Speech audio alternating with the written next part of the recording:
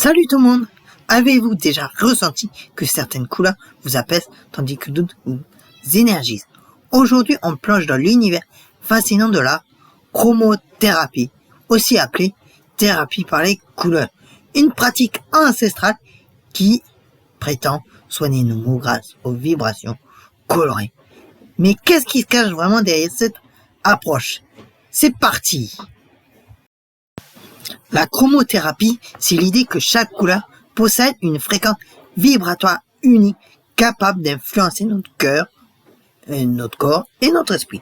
Selon ces praticiens, les couleurs peuvent rééquilibrer nos énergies, stimuler la guérison naturelle, harmoniser nos émotions, améliorer notre bien-être général. Cette pratique utilise généralement des lampes LED, des filtres colorés ou même la visualisation de couleurs pour traiter différents troubles. Contrairement à ce que l'on pourrait penser, la chromothérapie n'est pas nouvelle. Les civilisations anciennes utilisaient déjà les couleurs à des fins thérapeutiques. Par exemple, en Égypte ancienne, les temples étaient conçus avec des salles aux murs colorés spécifiques. Les malades étaient placés dans ces espaces selon leurs symptômes. En Inde, la médecine ayurvédique associe depuis des millénaires les couleurs aux chakras, ces centres énergétiques au sein du corps. En Chine, la médecine traditionnelle intègre les couleurs dans ses diagnostics et traitements. La version moderne a été popularisée au XIXe siècle par des pionniers comme Edwin Babbitt, qui a écrit The Principles of Light and Color en 1878.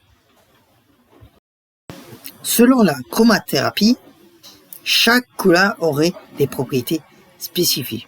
Par exemple, le rouge, ses propriétés, c'est l'énergie, la vitalité, la circulation sanguine. C'est utilisé pour la fatigue, l'anémie et la dépression. Maintenant, le orange. La couleur orange est synonyme de créativité, de joie et de digestion. Elle est utilisée pour les challenges digestifs et le manque d'enthousiasme.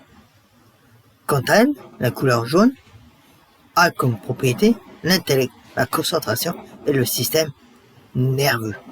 Elle est utilisée pour les troubles de l'attention et l'anxiété. Le vert, quelle belle couleur! Ses propriétés sont l'équilibre, l'harmonie et son organe, le cœur. Elle est utilisée pour le stress et les challenges cardiaques. Maintenant, le bleu.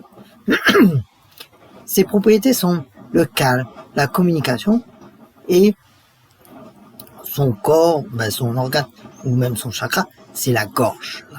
C'est utilisé pour l'insomnie, l'hypertension et les troubles de la parole.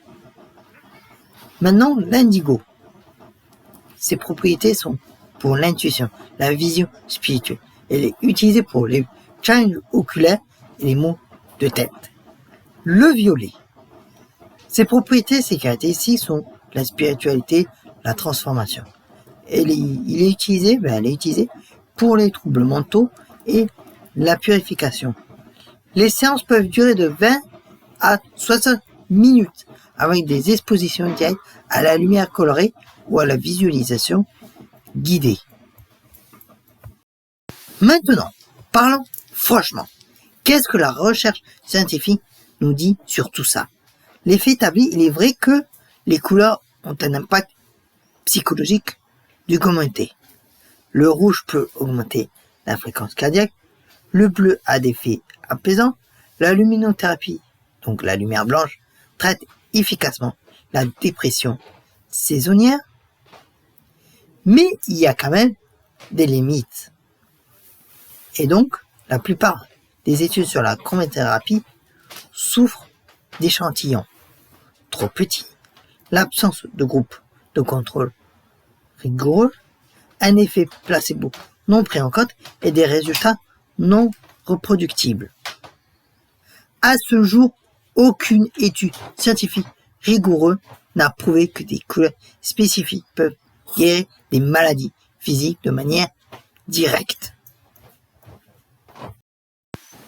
Pourtant, de nombreuses personnes rapportent des bénéfices. Comment l'expliquer? Eh bien, l'effet placebo puissant.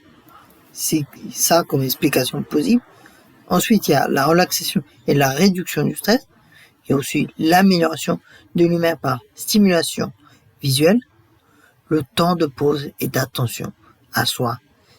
Ces effets, même s'ils ne sont pas magiques, peuvent avoir un impact réel sur le bien-être.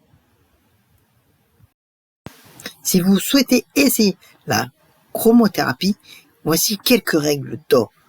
Considérez-la comme un complément et non jamais comme un remplacement aux soins médicaux conventionnels. Consultez votre médecin pour tout challenge de santé sérieux.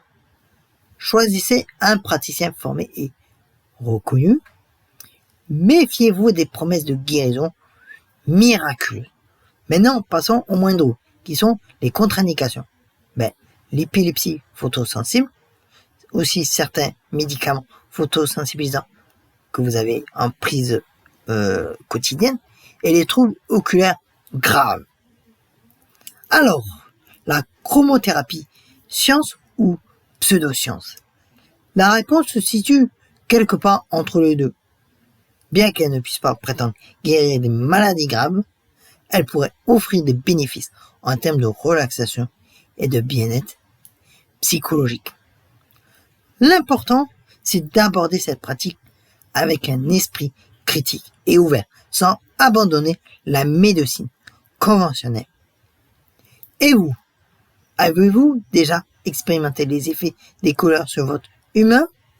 Partagez vos expériences en commentaire et si cette vidéo vous a plu, n'hésitez pas à liker, vous abonner et activer la cloche pour ne rater aucune de mes explorations du monde des médecines alternatives. À bientôt pour une nouvelle aventure scientifique.